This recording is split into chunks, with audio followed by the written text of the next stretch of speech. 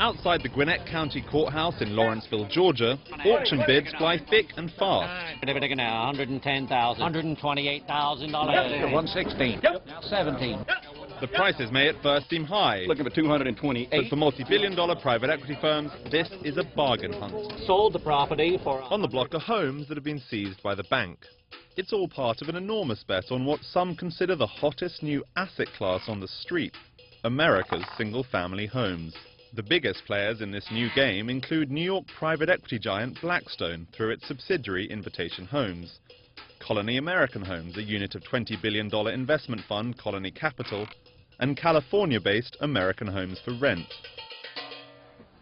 Many of the houses they're buying up were, until recently, homes that belonged to families like the Hardaways. They'd been struggling with their monthly payments for some time when, in late September, they requested a third mortgage modification from their lender, Citigroup. Everything was supposed to be on hold, so we didn't even worry about it.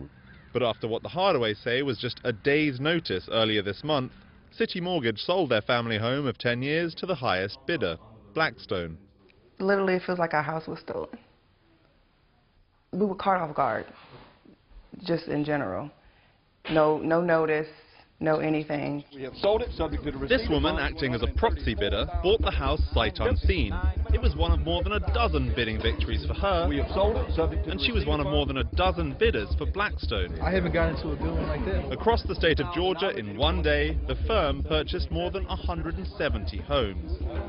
Thanks to the rapid foreclosure process and historically low house prices in certain states, Blackstone's Invitation Homes and its major competitors have dominated these auctions, buying up around 2,000 properties in Gwinnett County alone. And nationwide, in cities, suburbs and subdivisions right across the country, these large investors are placing huge bets on a vast number of single-family homes.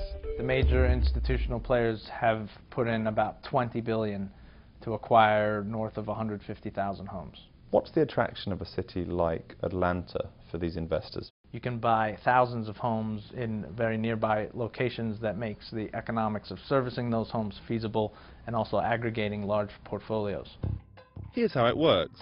When borrowers don't pay their mortgage on time, the lender forecloses on the home and sells it at auction. And we have sold it, A subject private to the equity receipt. firm hires an auction bidding company to buy it, an evictions company to empty it, a contractor to renovate it, and finally a leasing agent to rent it.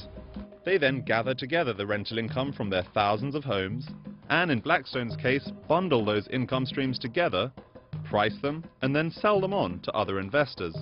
The number of American rental homes has jumped from 33 million before the housing crash to almost 40 million today, boosting demand for single-family homes like the Hardaways.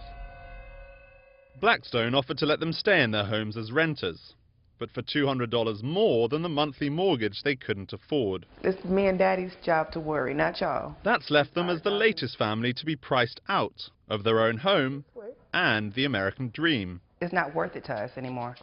I'd rather rent. I'd rather rent. And I never thought I would say something like that. Me either.